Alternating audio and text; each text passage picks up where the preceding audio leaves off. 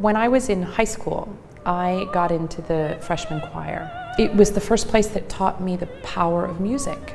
I had to join something that was bigger than myself. And of course that empowered me in a huge way that I couldn't by my own self. And I was just Joyce Flaherty. At the time, I didn't have any power as a 13 or 14-year-old horribly awkward adolescent. It was amazing. And I thought I need to do this for other people.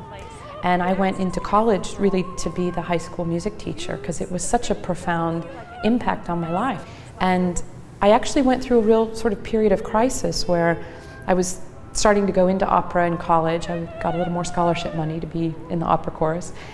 But I thought, but I should teach.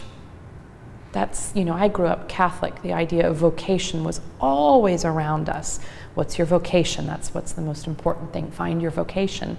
And I thought, well, that's teaching. Obviously, it's not a glamorous operatic life. That's no vocation. That's, or vacation. I was like, that's self-indulgent.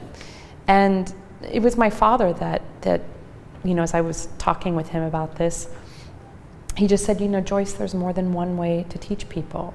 And there's more than one way to communicate and touch them.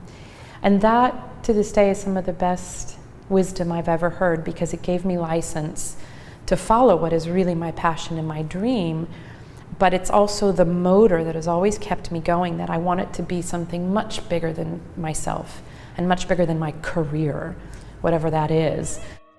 I was having lunch with a dear friend of mine in Paris, and she was saying, Joyce, you really need to get a website. I thought, I don't need a website. And she said, Joyce, you really need one, it's time. And I said, okay, but if I'm gonna do it, I have to do it as myself. I have to do it and make it have some substance to it, have some depth. And so I said, I'll start journaling. And so I kept an online journal. And that sort of caught on with young singers. I was able to turn that a few years later into a blog. All of a sudden, Twitter came out. What I've enjoyed about all of this is that I've found it feeds the educator in me. And as it has evolved, it's gone more and more into trying to really connect with young singers. It's a perilous path for them, and I feel like it's getting harder every year. And so if they feel like they have an advocate on their side, or they feel a little bit less alone by me talking about loneliness on the road, and I post a crummy little amateur video on my website, that makes me really happy.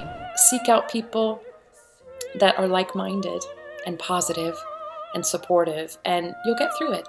It helps keep me in perspective that it's, let's say I've had a bad run of a show or something, and just helps me remember that it's like, there's something bigger out there. It's not all about the high A natural,